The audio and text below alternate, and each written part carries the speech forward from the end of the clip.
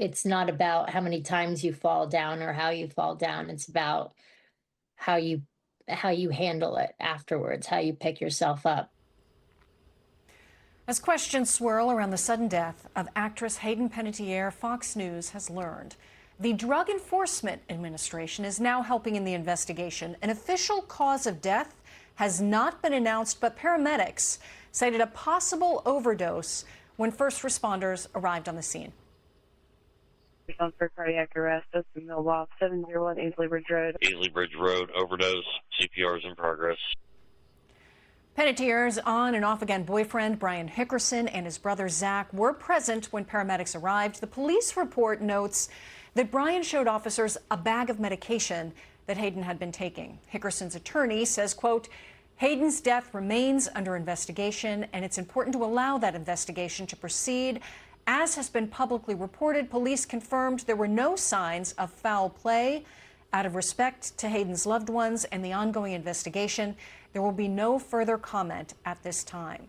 Joining me now is Derek Maltz, former DEA acting administrator, now senior vice president at PennLink. Sir, thanks for joining us.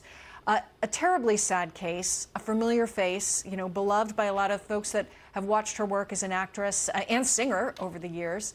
And here we are in this situation where we now know the DEA is involved in the investigation. What do you make of it? Do we make anything of that this early in the investigation, or do we have to wait? So we have to wait. First of all, I don't want to get ahead of the investigation.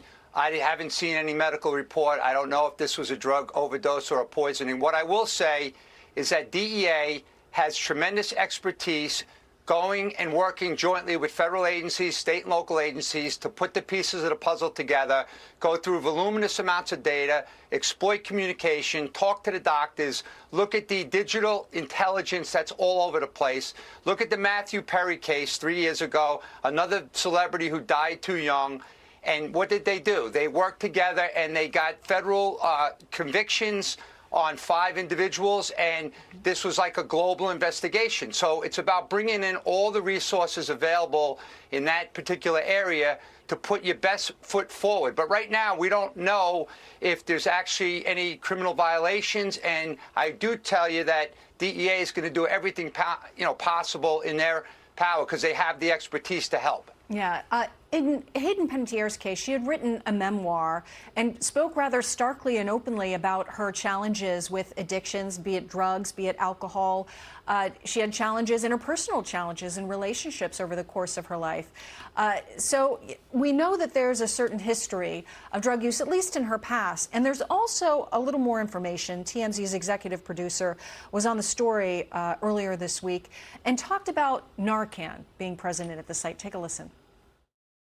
We have confirmed that there was Narcan found in the apartment on one of the beds, a rollout bed in the apartment.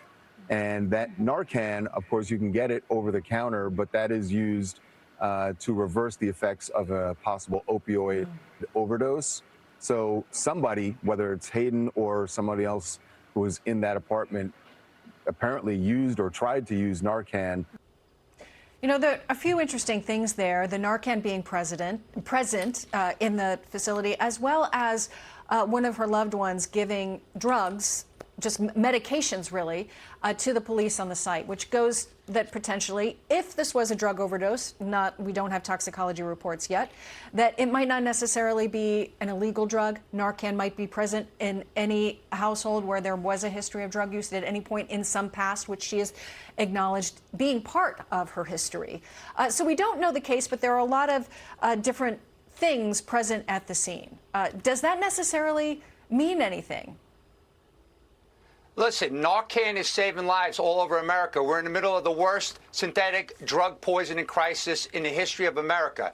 But in this case, a lot of people do have Narcan around just in case something happens. We don't know that there was any synthetic opioids. We don't know if there were opioids. But I will tell you this, that, like I said, the DEA works on cases every day. I'll give you an example. In California, there was a celebrity. He's a professional athlete, Logan Webb. He lost his cousin. Logan is a San Francisco Giants pitcher.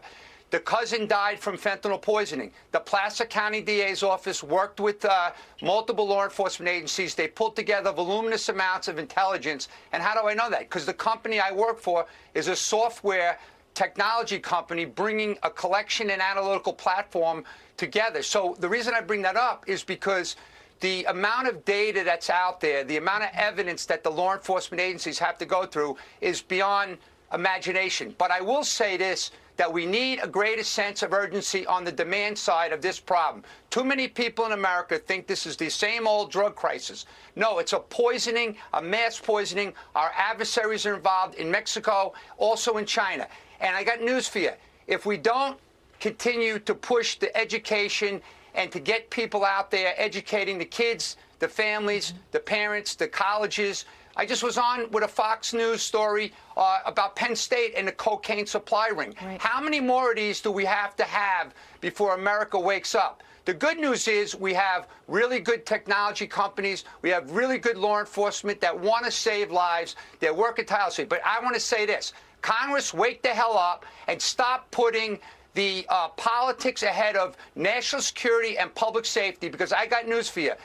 The blood's going to be on your hands when more and more people are dying from these poisonings. And again, I will say I have no information that this case involves any drug poisoning or any overdose. Absolutely. We don't know yet regarding this, that so far no signs of foul play in this case, but I think you're making a great point, Derek Maltz. And all of these high-profile cases are a reminder that we need to continue fighting back against the drug poisonings across the country. Thank you very much, Derek Maltz. We appreciate your insights today. Thank you, Mom.